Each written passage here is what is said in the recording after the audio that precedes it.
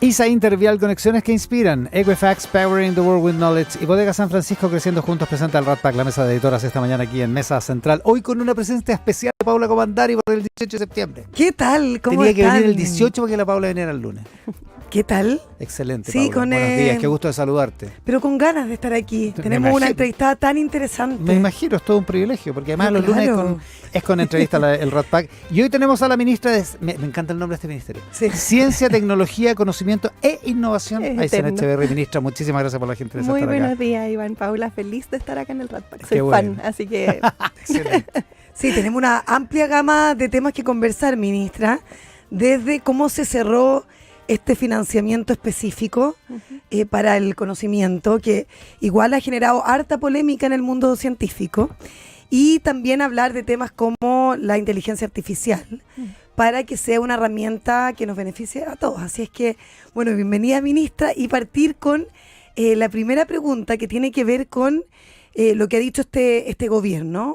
Usted misma ha dicho que el tema del crecimiento presupuestario propiamente tal para la ciencia, cercano al 10%, tiene que ser una cifra que vaya creciendo, pero que usted dice esta ha sido más significativa que en años anteriores.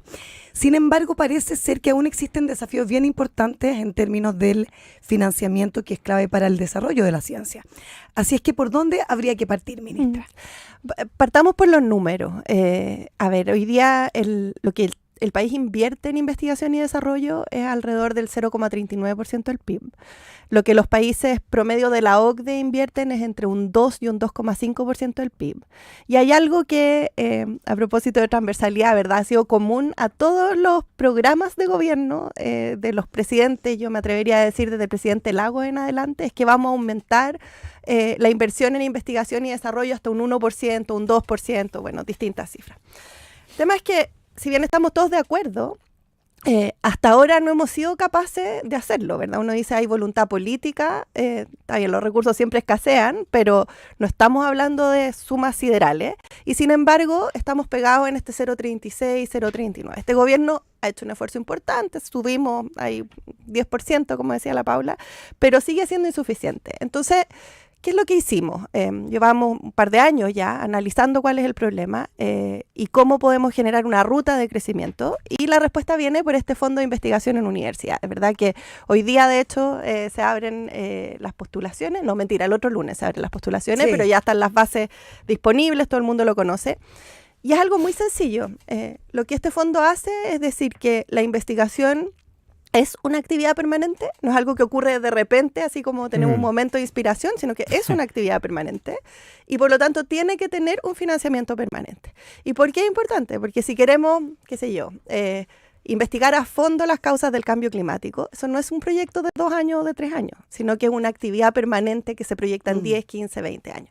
Si queremos, qué sé yo, desarrollar la agricultura del desierto en Arica, que ahí hay varios proyectos, no es algo que pasa en 1 año y medio, o en 2 o en 5 años, sino que necesitamos permanentemente gente trabajando en esa línea. Y lo que el fondo viene a hacer es a llenar ese vacío. Nosotros hoy día, hasta la fecha, no teníamos ninguna herramienta para financiar de manera permanente la investigación. Para financiamiento a largo plazo, no Exacto, existía. no existía. Todo lo que hacíamos era por proyectos O sea, de 3 años. 1 año, 2 años, 3 años. Hasta 10 años llegábamos. Ya. Que 10 años es un centro de investigación, es un proyecto grande, pero desarrollar una actividad que es permanente sabiendo que hay una fecha de corte en el fondo y que esto se puede acabar, lo que significa es que tú avanzas en investigación, creas tus equipos, compras laboratorios, contratas gente, y después de vuelta. Y de repente tiene que paralizarse, claro. El penúltimo año empieza como a toda penúltimo año guatear. todos empiezan a hacer preguntas y se desarman los equipos y en el fondo eso no nos funciona. Entonces, lo que hacemos con este fondo es completar el modelo de financiamiento. No se acaban los fondos concursables porque es la forma en cómo se financia la ciencia en el mundo.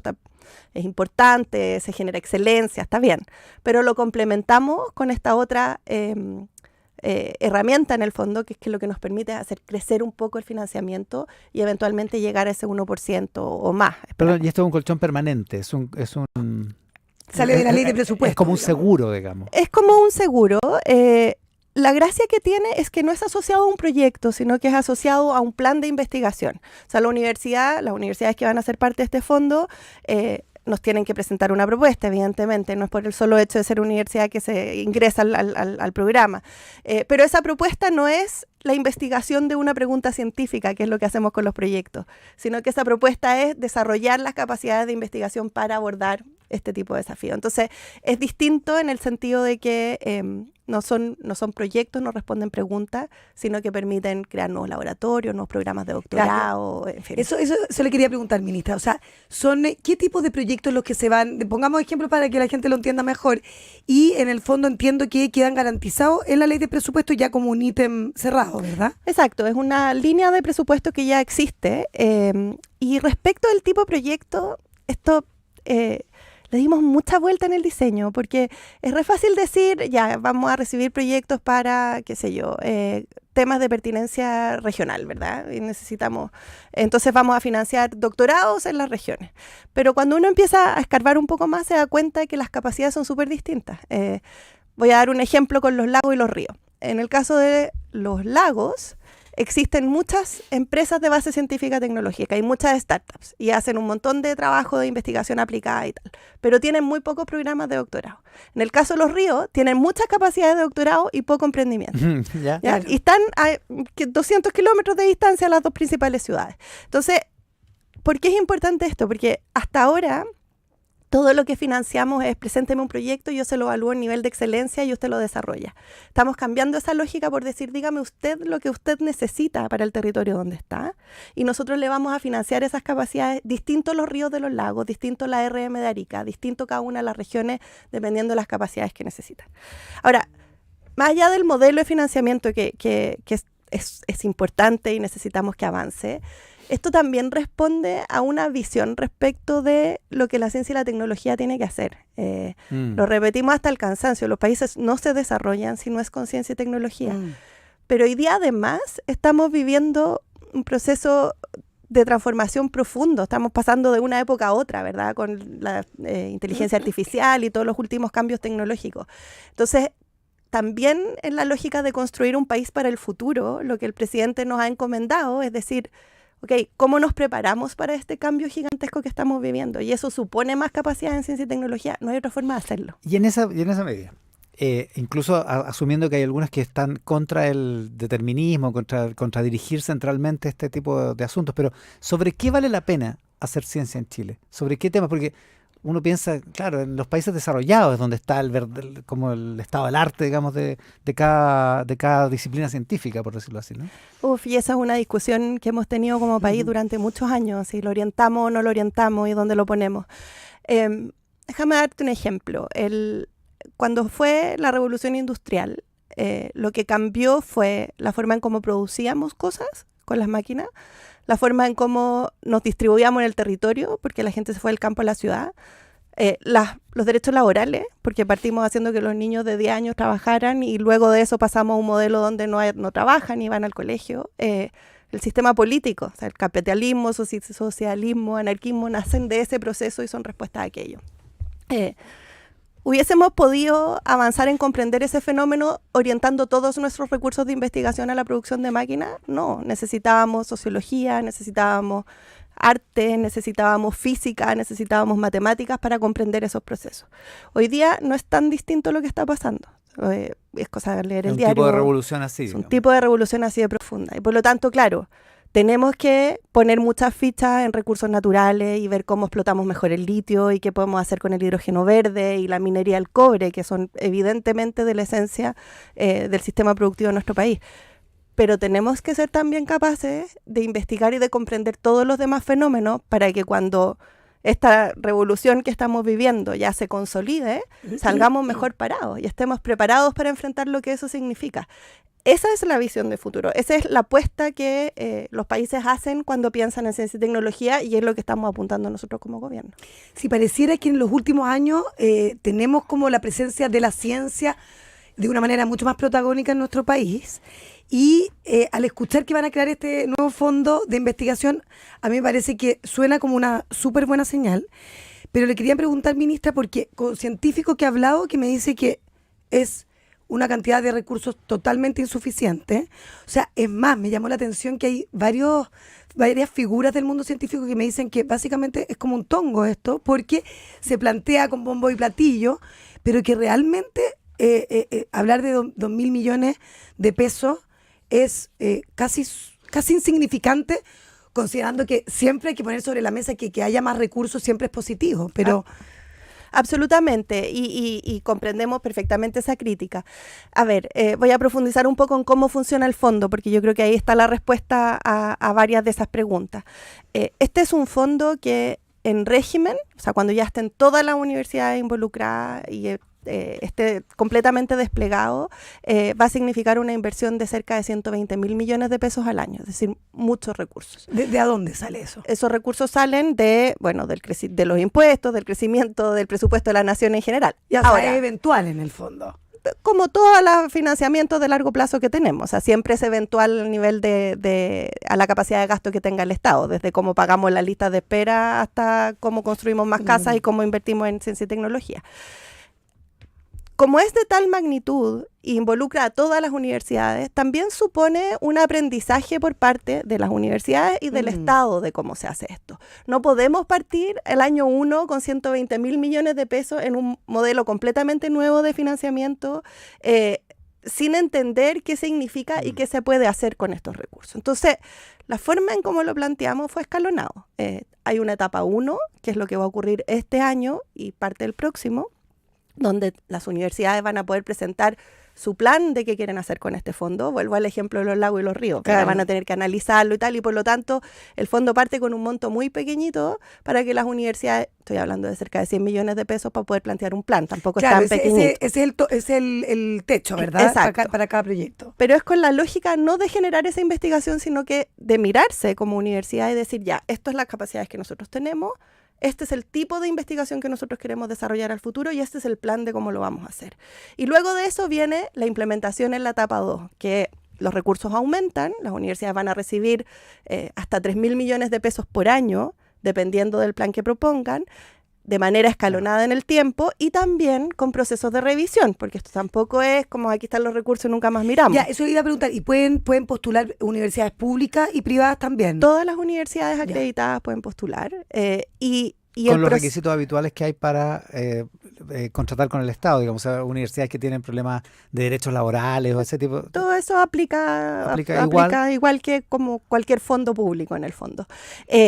Y lo que hacen las universidades es presentar este plan y luego este plan se evalúa para entender si hace sentido respecto de las capacidades de investigación que tienen, las necesidades del territorio donde se ubican. La pertinencia. Exacto, la pertinencia. Y a partir de ahí viene el proceso de implementación, que además tiene procesos de revisión. O sea, hay un acompañamiento por parte del Estado a estas universidades cada 3, 5, 10 años para entender si es que esto está funcionando y cómo va evolucionando también. Pues las necesidades de la universidad de hoy día no son las mismas.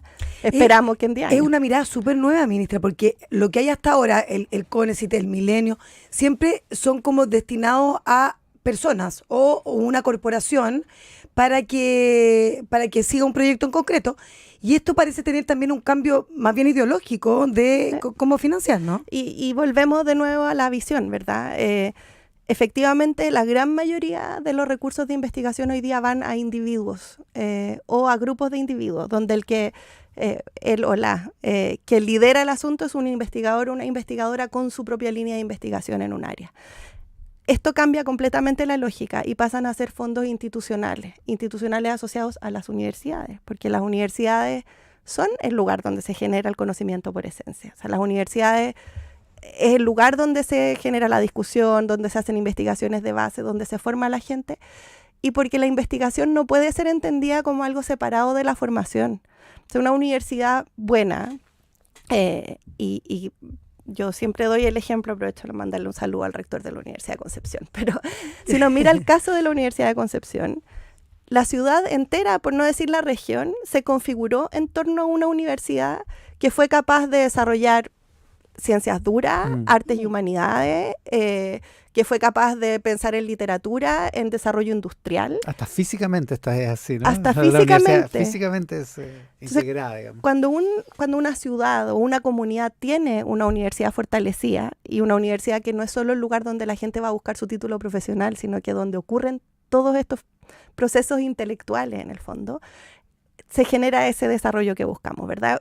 El caso Concepción es muy gráfico, pero si pensáramos en ese mismo tipo de desarrollo para todo el país, ¿cómo cambiaría la cara de muchos lugares? O sea, hoy día nos pasa que hay personas que están obligadas a irse de la ciudad donde viven porque no hay oportunidades más allá de la formación. Se avanzó mucho con las universidades regionales, pero hay que ir un paso más allá. Es indiscutible la importancia que tienen las universidades como centros de pensamiento, como centros de actividad, de actividad intelectual, digamos, en fin, en tantos sentidos. Pero no es el único lugar donde se hace ciencia. Estoy pensando, por ejemplo, en Matías Muchnik, que es la gente de NotCo, por ejemplo. Esto no incluye ese tipo de... Esto es solo para universidades, pero ¿hay manera de que el Estado apoye las startups, lo que conocemos ahora como startups, que son emprendimientos en muchas veces de carácter científico, no solo tecnológico? Hay, y agradezco la pregunta, porque también, claro... Por favor, ministra, falta. Hablamos de ciencia y tecnología y a veces nos quedamos en esta lógica del laboratorio y hay mucha investigación y desarrollo que ocurre en el mundo privado, en la empresa. Y en el caso de NotCo es particularmente relevante porque NotCo, si bien es un gran éxito, también pone en evidencia una falla muy grande en nuestro sistema, que es que hoy día no se puede estar al mismo tiempo en la academia y en el sector privado, lo que es un tremendo problema. Eso que vemos siempre y miramos de modelo Silicon Valley y que están todas las empresas mezcladas con la universidad y todo, en el caso de Chile, legalmente no se puede. Lo que es un tremendo problema si es que queremos impulsar más investigación y desarrollo en el sector privado. Lo estamos arreglando con una ley. Tenemos una ley en segundo trámite que va a permitir este tránsito fluido entre la academia y el sector privado. Pero en el sector privado específicamente, los países más desarrollados, 2/3 de la inversión en investigación y desarrollo viene del sector privado. En el caso de Chile, por muchos años fue 1/3. En los últimos 2 mediciones que hemos hecho, corresponde a los últimos 3, 4 años más o menos, la participación del sector privado ha aumentado casi al 50%. Ya. Lo que es una súper buena noticia, porque quiere decir que en nuestro sector privado, que durante muchos años se decía que es súper conservador y que no invertía, hoy día está cambiando y vemos... Ahí está Corner Shop para atestiguarlo. Exacto. Entonces, cuando uno mira lo que está ocurriendo en el sistema en su conjunto y vemos universidades que están cada vez más motivadas en hacer investigación, por ejemplo, con pertinencia. Un sector privado que se ha puesto las pilas con inversión en investigación y desarrollo y los números ya lo empiezan a avalar. Y un sector público que dice, oye, esto sí requiere de financiamiento, esto no es como la guinda a la torta, sino que es una pieza esencial de cómo pensamos el desarrollo. Entonces ahí recién tenemos un sistema que puede realmente crecer y ese es el momento, creo yo, en el que estamos hoy día. Estamos con la ministra de Ciencia, Tecnología, Conocimiento e Innovación, Aysén Echeverri. Sí, yo siempre me pregunto, ministra, porque con todo este tema de cómo se está reestructurando el financiamiento para la ciencia, siempre queda como el rezago de lo que ocurrió con Becas Chile para el perfeccionamiento de, sobre todo el mundo científico, biológico, químico, etcétera, afuera, porque yo me imagino que es muy importante para esos científicos poder mirar lo que está ocurriendo en los países que la están llevando. En ese sentido, igual sigue eso estando un poco detrás de todo estas iniciativas que están surgiendo para, como decía Iván, también la universidad, que son los centros de conocimiento, etcétera, pero también con muchos problemas la universidad de gestión de esos propios recursos. Sí, a ver, varias cosas. Lo primero es que esto hay que entenderlo como una evolución. Cuando se creó Becas Chile, que es un tremendo programa y que ha tenido beneficios gigantescos para nuestro sistema, en Chile, si mal no recuerdo, existían menos de 100 programas de doctorado. Hoy día tenemos más de 450. ¿En Chile? En Chile. Hoy día se gradúan, me atrevería a decir, miles de doctores todos los años. Tenemos a más de 18.000 doctores graduados en Chile y la mitad de esos corresponden a los últimos 10 años. ¿Por qué lo menciono? Porque la formación afuera tiene 2 principales objetivos, voy a simplificar. Uno es formarse en aquellas áreas que en el país no existen. O sea, si yo quiero estudiar, por ejemplo, seguridad, en Chile no hay donde estudiar seguridad. Y por lo tanto es importante mandar a gente a formarse afuera en esas áreas. Y lo segundo es por las conexiones internacionales. La ciencia funciona en vínculos internacionales y esa es una buena razón para formarse afuera. El mundo académico en nuestro país de investigación es muy distinto hoy día que cuando se creó Becas Chile. Y por lo tanto, hoy día sí favorecemos que las becas vayan a formarse en universidades nacionales donde esos programas ya existen. Y existen en gran parte porque salió gente y volvió y formó escuelas y armó estas nuevas líneas. Y estamos reservando becas Chile para aquellas áreas donde hoy día no tenemos capacidades, seguridad, inteligencia artificial, ciberseguridad, que son áreas priorizadas, y también para un grupo que tiene que seguir yendo afuera por las conexiones internacionales que hoy día se generan. Pero la necesidad del programa es muy distinta hoy día que cuando se creó hace varios años atrás. Y eso hay que mirarlo en el sistema permanentemente. O sea, tenemos que estar afinando y apretando tuercas constantemente porque esto es un sistema, pues tiene muchas piezas que van requiriendo distintos incentivos en distintos momentos. Se nos va acabando el tiempo, pero tiene sentido, desde la ignorancia, pues, ministra, ¿ya? Tiene sentido desarrollar muy fuertemente la ciencia en áreas en las que somos, entre comillas, competitivos. Estoy pensando en la astronomía, por ejemplo, que es como evidente que tenemos unos cielos que son como ya exclusivos a nivel mundial o muy, muy inusuales. Y se está inaugurando un laboratorio de rayos gamma, el primero en el hemisferio sur. Sí. Lo que tiene sentido en ese, o sea, hay ahí que es una colaboración con el extranjero, Sí. o sea, ¿en qué consiste eso exactamente? Bueno, es la potencia astronómica de nuestro país, ¿verdad? Tenemos más del 50% de la capacidad de observación. Cada nuevo observatorio que se quiere construir se evalúa a Chile y siempre ganamos. Eso es el caso del observatorio de rayos gamma. Y tiene que ver con, claro, áreas en las que tenemos gran potencial, la astronomía sin duda. Tiene que ver también con el componente cultural, creo yo. Sí. ¿Por qué? Mira, voy a decir una infidencia, pero la Paula estuvo en el MIM el fin de semana, escuché. Muy lindo, impresionante, pero una actividad como bien única que la hacen esporádicamente y que abren el Museo de Astronomía y además pusieron, bueno, mucha gente que fue con sus propios telescopios, qué choro. pero de manera Espontánea. generosa y gratuita, digamos, Sí. a que la gente pueda mirar las estrellas, la luna, los planetas, en una actividad que sí, eso Sí. tiene mucho de cultural. Ya. Y cuando es algo que es tan asociado a nuestra propia identidad, ¿verdad? No es raro, o sea, no hay nadie que se sorprenda de que Chile es un país de astronomía, lo tenemos muy incorporado. Eso nos da un potencial, sobre todo con los más chicos, de motivar las preguntas y motivar el interés por la ciencia y la tecnología, que es bien único. O sea, a mí en este rol me toca ir a colegios, por ejemplo, y uno habla de astronomía de los observatorios y a los niños y a las niñas se les iluminan los ojos. Y eso creo que es, en mi opinión, materia prima así de primer nivel para poder pensar en un país que se desarrolla de la mano de las preguntas, que finalmente eso es la ciencia. ¿Sí? Aquí no es, bueno, sí, es descubrir cosas gigantescas y encontrar la cura al cáncer, pero sobre todo hacernos muchas preguntas y poder tener pensamiento crítico y abordar los desafíos del mundo desde ese lugar, no desde la certeza, que es tan importante. Y si usted tuviera que ponerle, ya está la astronomía, si usted tuviera que ponerle sus fichas, si todo dependiera de su decisión, Está usted bueno tuviera que poner eso. toda la plata, ¿en qué la pondría? Pensando en el 2050. Toda la plata. No sé si No, toda pero la una plata, parte harta importante pero es la harta plata. Yo la pondría en biotecnología. Sí, Sí. Porque la biotecnología es el uso de organismos vivos o materias vivas para desarrollar ciertos productos o procesos. Y en Chile se ha desarrollado muchísimo, primero porque tenemos una gran biodiversidad, es decir, hay microorganismos y plantas y vegetales, yo no soy científica y siempre lo digo mal, pero hay muchas cosas vivas muy distintas en nuestro país. Pero además tenemos una industria y una capacidad tecnológica en materia de biotecnología bien alta. Se acaba de inaugurar un hub de biotecnología en Puerto Varas como con 30 empresas.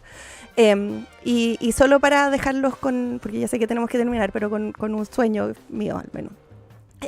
En los salares, además de litio, el litio es como el 1% del salar, hay unas cosas que se llaman extremófilos. Que son unos pequeños microorganismos que no hay ninguna razón por la cual debieran vivir, porque están en agua demasiado salada, temperaturas demasiado extremas, y sin embargo viven. Y al menos yo me hago todos los días la pregunta de si en esos extremófilos no están las respuestas a muchos de los problemas, tanto médicos como industriales que hoy día de por vivimos. qué vivimos. Interesante. Exactamente. Sí, me estaban hablando acá en el WhatsApp Sí. colaborativo de una cosa de Pablo Zamora que se llama Spora. Sí. que están haciendo cueros sobre la base de hongo. Así es, eso Eso es también es biotecnología, biotecnología, exactamente. Buena. Sí, y es una industria que tiene muchísimo valor agregado, mucho, y muy bajo impacto ambiental. Y que nosotros tenemos un gran potencial, ¿no? Así Sí, es. súper interesante. Con la ministra de Ciencia, Tecnología, Conocimiento e Innovación, Aysén Echeverri. Ministra, muchísimas gracias por la gentileza de estar hoy Gracias a día. ustedes. Paula Comandaria, que vamos a estar atentos hoy. Me quedé con mucha